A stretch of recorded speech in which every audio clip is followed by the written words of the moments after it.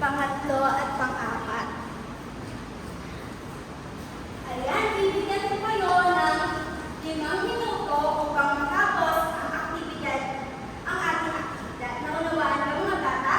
Oo. Ang unang matatapos ay siyang panalo.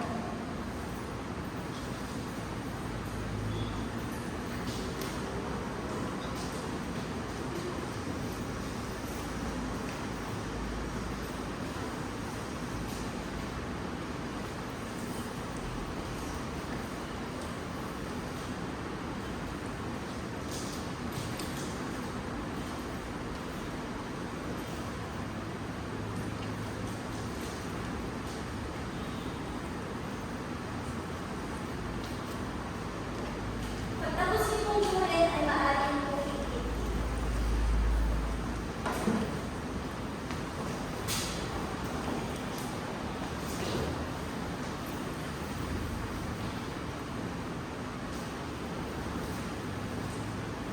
Ayan, mahusay, Ivan. Ang unang nanalo ay ang unang pangkat.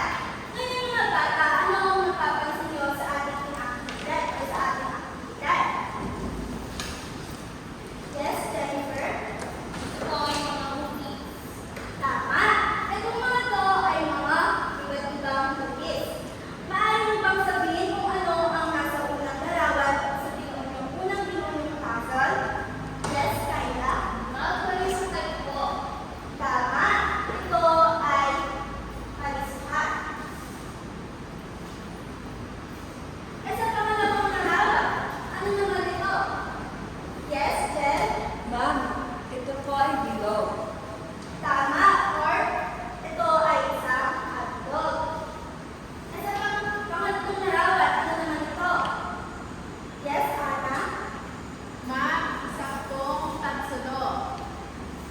Tama, ito ay isang tatsudo. Sa last or panghuling larawan, ano naman ito? Yes, Justin? Ito po ay puso. Tama, ito ay ang puso. Ngayon, may halaga kayo sa mga iba't ibang cookies or mga shapes. Ngayon, handa na ba kayo para sa ating bagong talakayin? Opo! Ayan, kung handa na kayo, tara na at alamin natin kung ano ang ating bagong talakayin.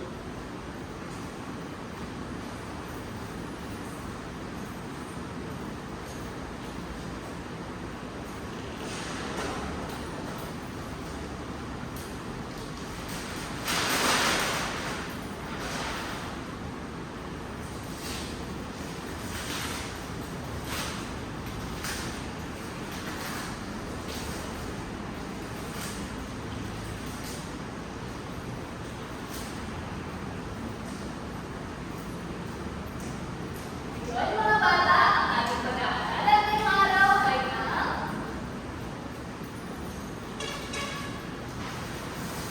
pagguhit ng mga movies. Ano na nga ulit ang pag-aaralan natin ngayong araw? Pagguhit ng mga movies. Okay. Ngayon, ipapakita ko sa inyo isang movies. Nais ko na obserbahan ninyo kung ano nakikita ninyo sa movies na ito.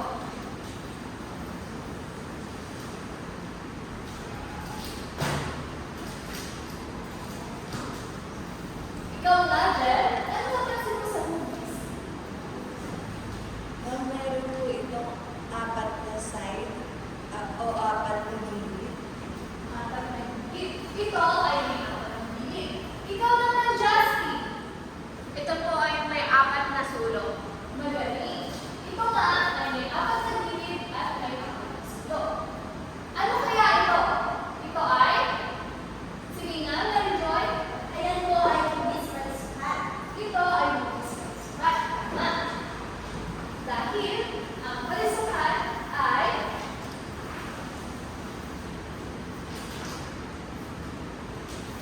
may 4 na tubig at magkakasing habang gilid at may 4 na sulok. Ano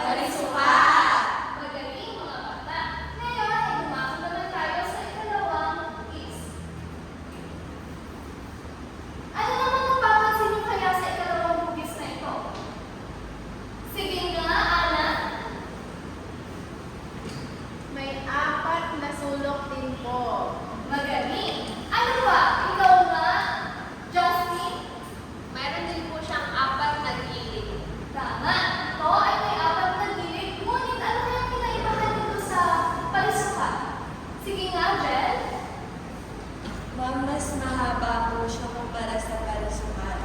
Magaling. Dahil, ano kaya yung hugis na iyon? Sige nga, Jennifer. Mamanggap ako. Palihaba, magaling. Dahil, ang palihaba ay may apat na tuwid na gilid. Ang dalawang pantay na gilid ay may pantay na haba. At ito rin ay may apat na sulok. Ano na nga ulit ang palihaba? Sige nga, Ana. May apat na tuwid na gilid, ang dalawang pantay na gilid ay may pantay na haba at may apat na sulok. Magaling. Maaari mo bang igupit ang palihaba, Mary Joy?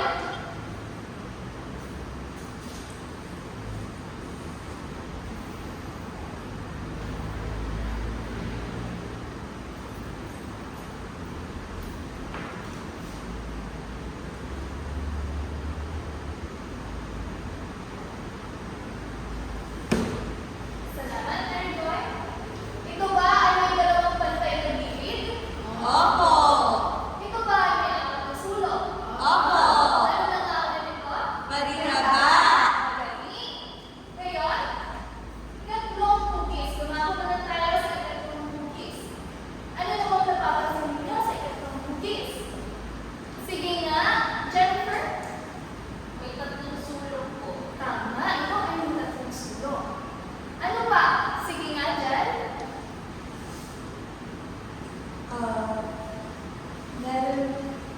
Iba po ang hugis na kumpara sa palusukan at palihaba. May palusot po sa amin. Tama. Ikaw nga, Justin, ano pa? Magkakaparehas po yung haba ng gilid niya. Tama. Ano pa, Mary Joy? Napansin mo dito? Ayan po ay may tatlong gilid na. Tama. Ito ay may tatlong gilid. Ano kaya itong hugis na ito? Ito ay Hugis at sulok. Hugis at sulok. Magaling. Dahil ang tatsulok ay ito ay may tatlong tuwid na gilid at tatlong sulok. Ano na nga ulit ang tatsulok, Justin? May tatlong tuwid na gilid at tatlong sulok. Magaling. Ngayon, maaari ka bang pumunta dito sa harapan Ana upang igupit ang tatsulok?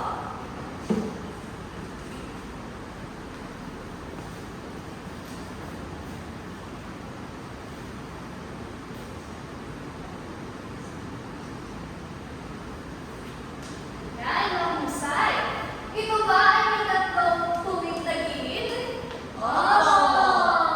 Ito ba ay may tatlong sulok? Opo! Tama. Magaling. Ngayon, dumako naman tayo sa ika-apat na hugis. Ano napapansin niyo sa hugis? Sige nga, Justin. Ito po ay walang gilid at sulok. Tama. Magaling. Ano kaya ang hugis ito? Ilog. Sige nga. Ito po ay hugis nito. Tama. Ito ay hugis ito. Dahil ang bilog ay walang gilid at walang sulok. Ano na nga ulit ang bilog? Walang gilid at walang sulok. Magaling.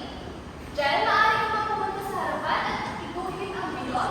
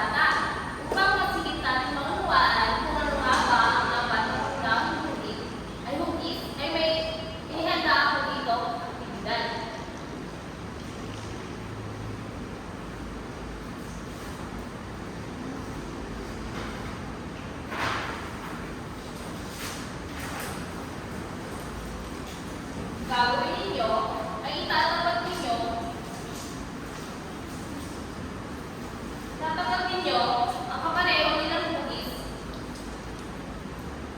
May ipapakita ako mga larawan at sasabihin ninyo kung ano ito. Maaari kayo, mga bata? Kung kayo, tayo magsimula na.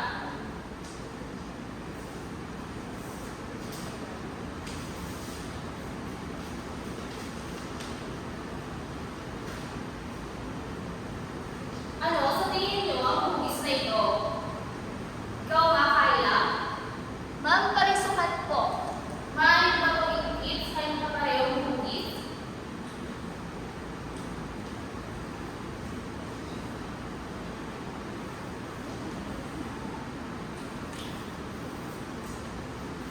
Magaling.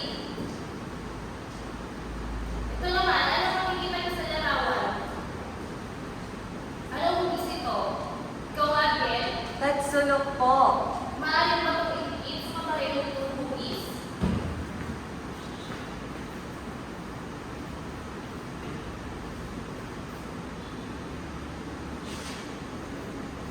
Magaling.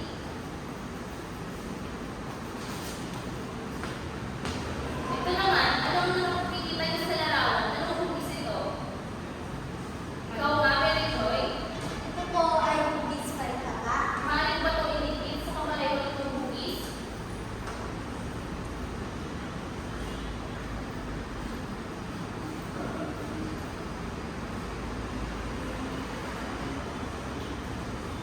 Magaling. At ang huli naman, anong hugis ito? Ikaw ba, Kyla? Ma'am, bilog po. Maaari ba ito inikit sa kapareho itong hugis?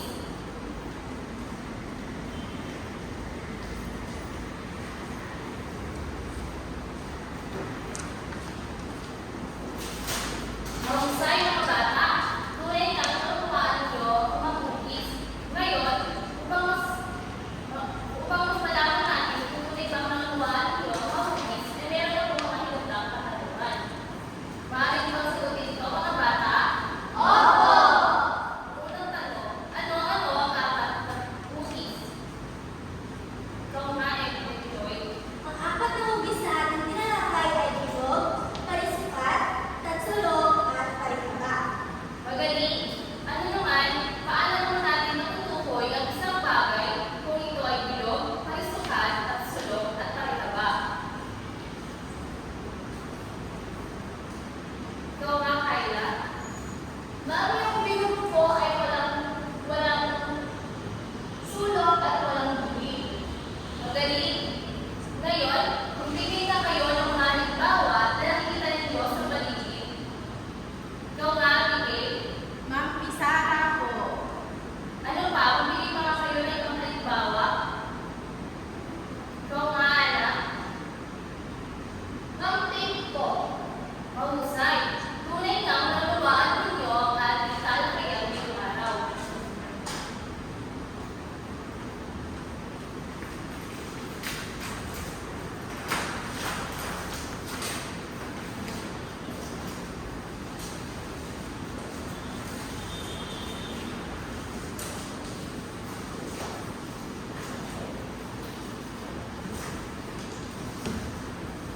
Upang mas malaman natin kung meron tayo natutunan sa ating naging talakayan, meron tayo pangpangkatang gawain na kung saan tayo ay mahahati sa apat ng pangkat. Naliwanag ba, mga bata? Opo!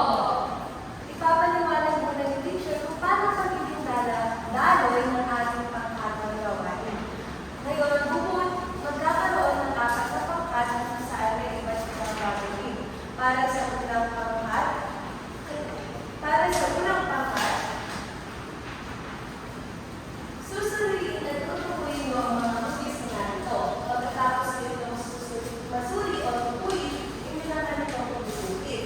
Para naman sa ikalawang pangkat at ang gagawin ay susundan ng mga tulong ang makabuo ng hugis.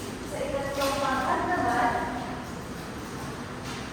ang hugis bilog ay makukulay ng kulay pula, samantalang ang hugis parisukat naman ay kukulay ng kulay asul at ang hugis ng sulong naman ay kukulay ng kulay pula. Para naman sa ikaapat na pangkat,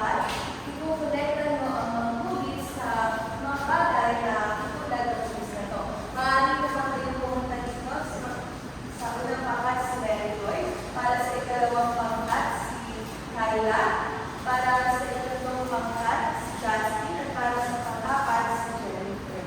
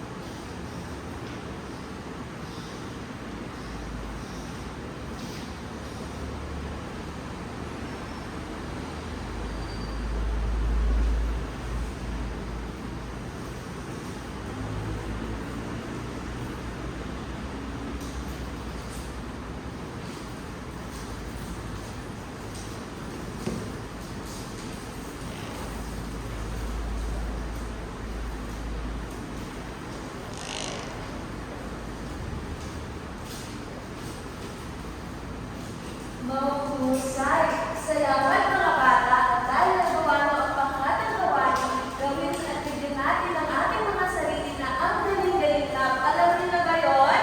Hindi pa po! Okay, gagawin mo na ni teacher ha. Ganito lamang yun. 1, 2, 3. 1, 2, 3. Ang galing-galing! Kayo nga? 1, 2, 3, go! 1, 2, 3. 1, 2, 3. Ang galing-galing! Ayan. At dahil nagawa natin ang panghatang gawain, meron tayong isang pagkakaya. Sa ating pagkakaya, bibigyan ko kayo ng mga papel. At sa papel na ito, inyong ibubulit ang mga bulis na dito. Jennifer, maaari mo ba itong ipasa sa inyong mga klase? Mga bata, maaari mo bang masahin kung ano ang mga ibubulit natin ng sabay-sabay at malakas? Sige, sabay-sabay tayo, Baitakuan. Bumuhit ng bilog! Bumuhit ng kalisukat! Bumuhit ng kalihaba! Bumuhit ng kasulok! Bibigyan ko lamang kayo ng 5 minuto para pusin ang ating pagkakaya.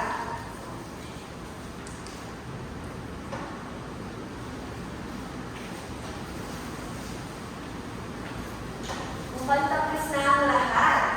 Maaari nyo na bang ipasa kay teacher dito sa harap?